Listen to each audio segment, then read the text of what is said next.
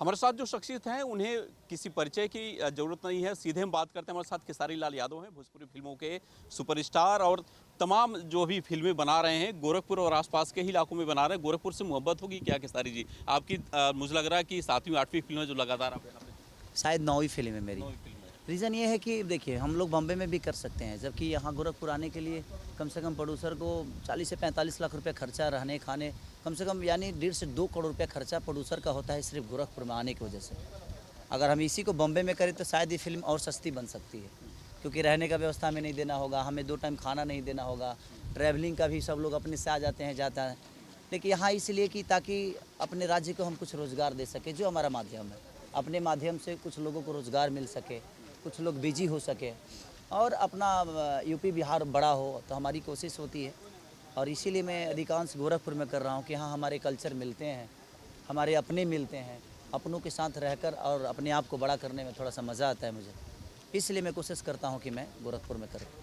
जिस फिल्म की इसमें शूटिंग हो रही है थोड़ा सा उसके बारे में भी जानना चाहेंगे। प्रेम की पुजारन क्या है ये? कौन है पुजारन जो खेसारी लाल यादव के प्रेम में पड़ गई? नहीं, प्रेम ऐसा चीज़ है ना कि देखिए प्रेम का मतलब ये नहीं होता है कि कोई लड़की प्रेम की पुजारन हो सकती है। माँ बाप के लिए भी प्रेम हो सकता है, एक बेटी के लिए भी हो सकता है, एक पिता के लिए भी हो सकता है, एक बहन के लिए भी हो सकता है।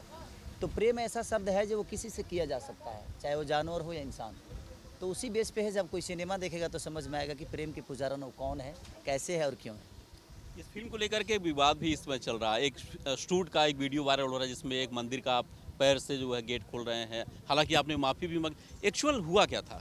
देखिए एक्चुअली एक मेन दरवाज़ा है और मैंने एक ये फूस किया है, ये किया और 2 लड़के रस्सी बांध के उधर से खींच रहे हैं।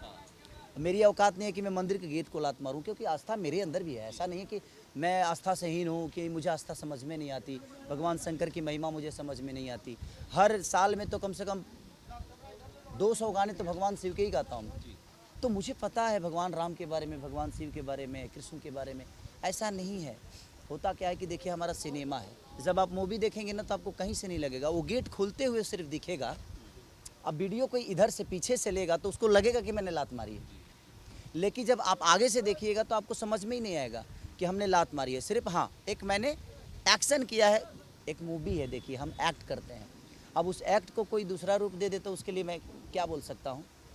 तो अगर ऐसे होगा तो आदमी आना छोड़ देगा कि भाई अगर हर आदमी अपनी ही भाषा के लोगों को नीचा दिखाने की कोशिश करेगा। हम तो यहाँ रोज़गार देने के चक्कर में आए थे कि नहीं चलो हम रोज़गार का बढ़ावा दें अपने तरफ से। योगी सरकार भी बहुत बढ़ावा दे रहा है फिल्म नीति को, तो मेरा भी एक प्रयास था कि मैं यहाँ आकर शूट करूँ ताकि अपने लोगों को रोज़गार मिले।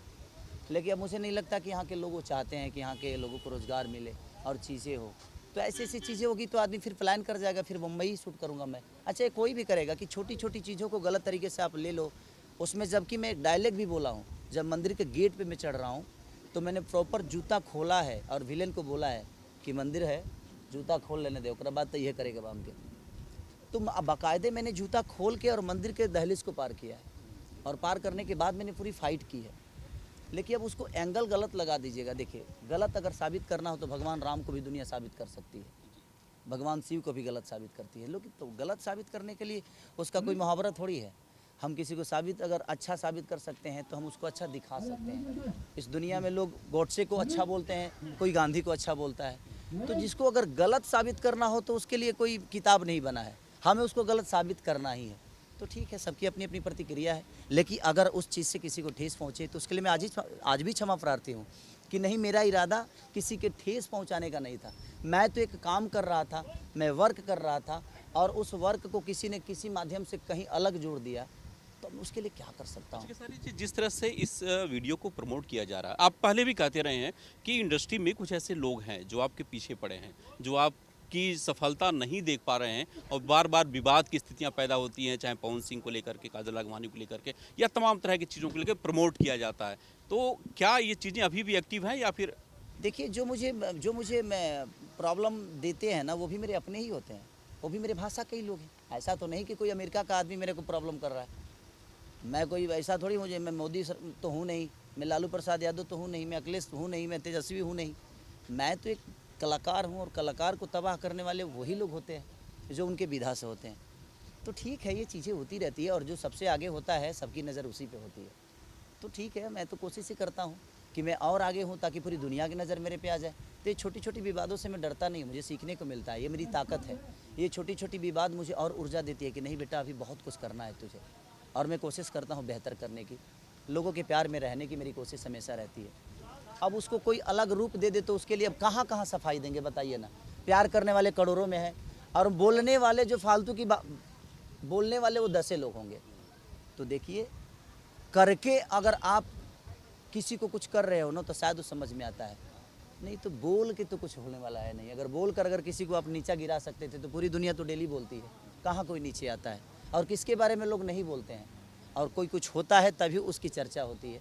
तो मुझे लगता है कि मैं कुछ हूँ और लोगों के प्यार में हूँ, तभी आज छोटी छोटी चीज़ों को भी गलत तरीके से साबित करके मुझे गलत साबित करना लोगों के दिमाग में रहता है कि नहीं इसको गलत साबित करना है। लेकिन जाको राखे साया मार सके ना कोई।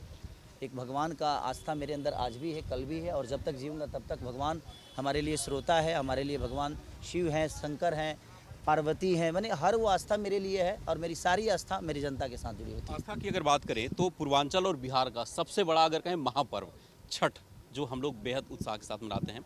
आप भी तमाम छठ के गाने लेकर के आ रहे हैं। इस बार संभवतः हो सकता है आप गाँव से आप न जुड़ पाएँ क्योंकि शूट आपके लगातार चल रहे हैं, दिवाली में भी आप बाहर हैं। कितना मिस करते हैं जब शूटिंग होती है तो गाँव के इस पर्व को, दिवाली के पर्व को? मुझे भी देखिए मन करता है कि मैं अपने गांव पे जाके अपने मम्मी के साथ, अपने बच्चों के साथ दीपावली मनाऊं, छठ मनाऊं, लेकिन मैं सिर्फ लोगों के मनोरंजन के लिए मैं ये अपनी खुशी को हमेशा हटा दिया है। और छठ के गाने मेरे आज तो 2 नंबर ट्रेंडिंग पे है, all over India 2 number trend कर रहा है वो। सारेगामा हम भोजपुरी से रिलीज हुआ है, नारियल सॉन्ग का नाम है, और 2 नंबर ट्रेंड कर रहा है। तो कोशिश मेरी रहती है कि लोगों के मनोरंजन के लिए, मेरे लिए ना कोई त्यौहार है और ना ही मेरे लिए कोई परिवार है। मेरे लिए मेरा परिवार, मेरा वो जनता ही है जिसके लिए मैं हमेशा हर पल कुछ ना कुछ नया करने की कोशिश करता हूँ। सर, ये बिग बॉस में आप थे, बिग बॉस का एक सीज़न फिर से चल रहा है, लेकिन बड़ा विवाद चल रहा है साजिद को लेकर के। लगातार अभी रानी चटर्जी ने भी आरोप लगाया कि उनके साथ गलत करने की कोशिश की, शर्लिन ने भी आरोप लगाया मीटू का। क्या लगता है बिग बॉस वास्तव में जो दिखता है हमें वही है, या फिर अंदर कहानी कुछ और होती है, दिखाया कुछ और? ये दोनों को जाना होगा बिग बॉस में। साजिद पहले बुरे नहीं थे, साजिद तो पहले भी थे। ऐसा तो नहीं कि साजिद आज पैदा होकर और बिग बॉस में घुस गए। ये साजिद पहले भी तो थे, तो आज विरोध क्यों? ये विरोध तो पहले होना चाहिए था। तो आज विरोध का कारण है सर कि उन दोनों को जाना होगा बिग बॉस में। ये फंडा है हर आदमी का, चाहे वो राजनीति हो सर, या मुझे लगता है कि संगीत हो, चाहे दुनिया का कोई भी चीज़ें हो। अगर आपको उस जगह पे जाना है तो आपको उंगली करना पड़ेगा। लेकिन मेरा जहाँ तक मानना है कि मैं जीवन में जो भी कुछ पाया हूँ अपने मेहनत के बदौलत पाया हूँ, और कोशिश करता हूँ कि हर दिन मेहनत करूँ। मैं अपने जीवन में मात्र 3 घंटे सोता हूँ, 1 बजे सोता हूँ, 5 बजे उठ जाता हूँ, और हमेशा 3 से 4 घंटे ही मेरी नींद होती है। और उसके बावजूद भी मैं उसी ऊर्जा में काम करता हूँ, क्योंकि मेरे लिए हर दिन कल नहीं होता है, वो आज ही होता है। और मैं आज को बड़ा खूबसूरत जीता हूँ। कल ना मैंने देखी है ना आपने देखी है कल क्या होने वाला है, तो मैं कल में विश्वास ही नहीं रखता। मैं आज जीता हूँ, जो आज है वही मेरा है। कल क्या होगा ये मुझे खुद को पता नहीं। इसीलिए आज जितना जीना है इंसान को जी लेना चाहिए।